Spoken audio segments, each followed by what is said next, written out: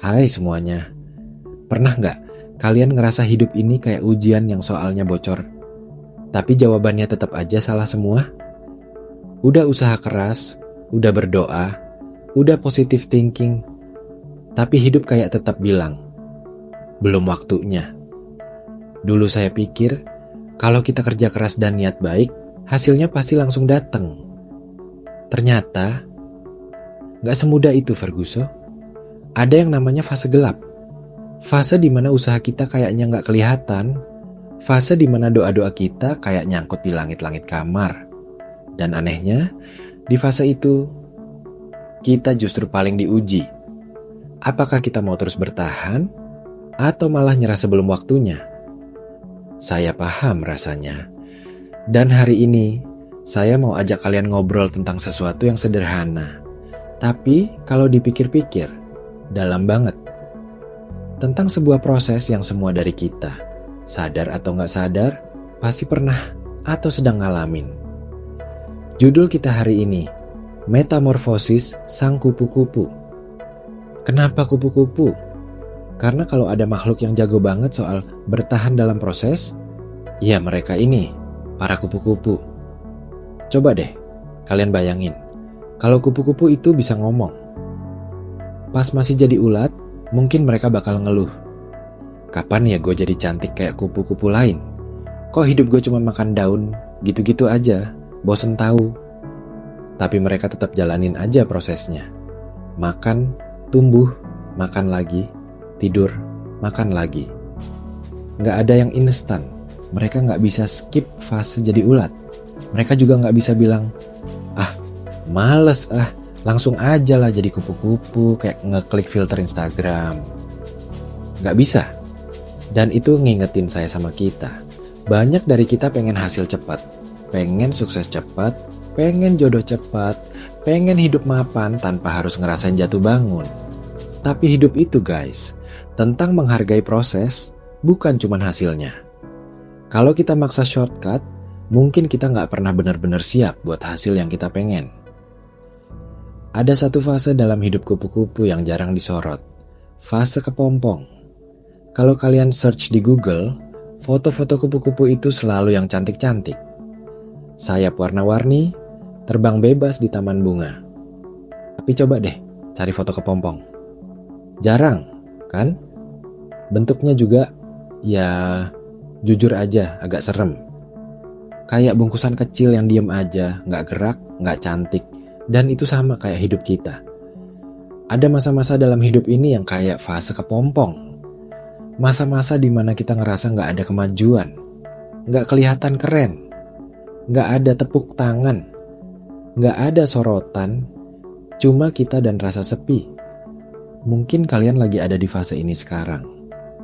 Mungkin kalian lagi ngerasa gagal, ngerasa stuck, ngerasa hidup kayaknya ngerjain kalian. Dan orang lain? Mereka kayaknya jalan terus, update terus, pamer pencapaian terus. Tapi percaya deh, fase kepompong itu bukan kegagalan. Itu masa persiapan. Kalian lagi ngebentuk sayap di dalam sana. Ada sebuah eksperimen menarik. Pernah ada orang yang lihat seekor kepompong berjuang buat keluar dari cangkangnya. Kelihatan banget si kupu-kupu kecil itu kesusahan.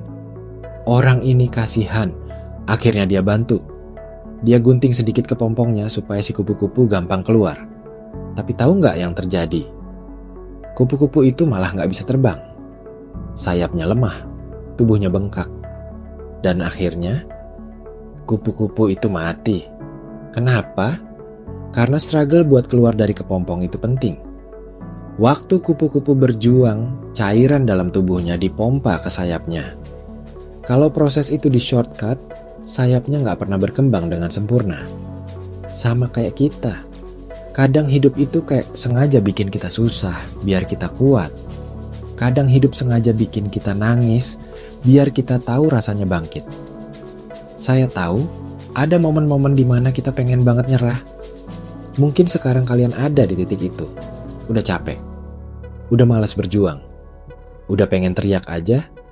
Saya nyerah Tuhan, ini kok hidup ribet banget sih. Wajar, manusiawi banget. Tapi inget, Capek itu bagian dari perjalanan. Capek itu bukan tanda untuk berhenti. Capek itu tanda bahwa kita lagi berproses. Kalau kupu-kupu aja butuh struggle buat punya sayap, apalagi kita.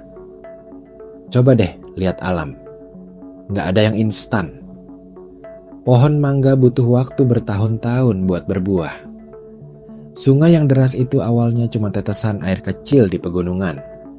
Gunung yang gagah berdiri itu prosesnya jutaan tahun. Kalau alam aja sabar dalam prosesnya, kenapa kita enggak? Kadang kita mikir terlalu pendek. Kita lihat hidup orang lain yang udah jadi, tapi kita lupa lihat bertahun-tahun mereka struggle di balik layar.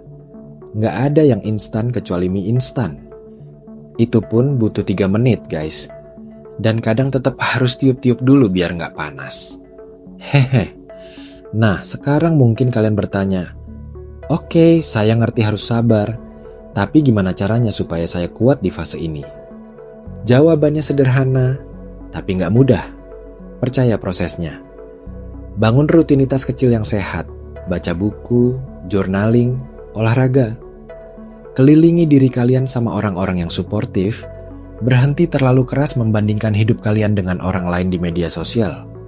Pahami bahwa gagal itu bukan akhir cerita.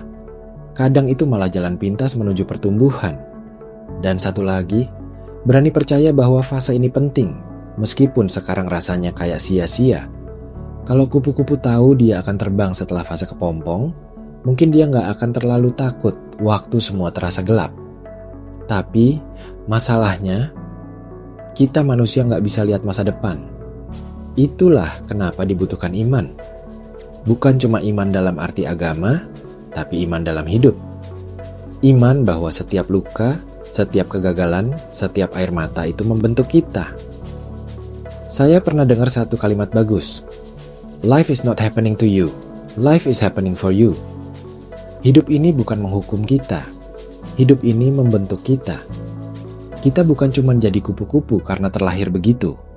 Kita harus melalui semua rasa sakit, semua ketakutan, semua ketidakpastian itu, biar akhirnya kita bisa bilang, saya udah siap terbang. Jadi, buat kalian yang lagi di fase kepompong sekarang, tenang. Nggak apa-apa kalau kalian belum kelihatan keren. Nggak apa-apa kalau kalian belum punya pencapaian yang bisa dipamerin.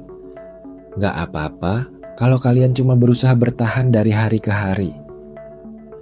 Percaya deh, suatu hari nanti, ketika sayap kalian terbentuk sempurna, ketika kalian akhirnya terbang, kalian bakal sadar, semua rasa sakit ini worth it. Dan saat itu datang, kalian gak cuma terbang buat diri kalian sendiri. Kalian juga bakal jadi inspirasi buat orang lain yang lagi berjuang di fase kepompong mereka. Oke, cukup ngobrol santai kita hari ini. Kalau kalian merasa video ini relate sama hidup kalian, atau mungkin ada teman kalian yang lagi butuh dikuatin, jangan ragu buat share ya. Karena mungkin satu kalimat sederhana bisa jadi cahaya kecil buat mereka di dalam gelapnya kepompong. Sampai ketemu di obrolan kita berikutnya. Jaga diri kalian. Dan ingat, metamorfosis itu mungkin lama, tapi kupu-kupu gak pernah nyesel udah bertahan.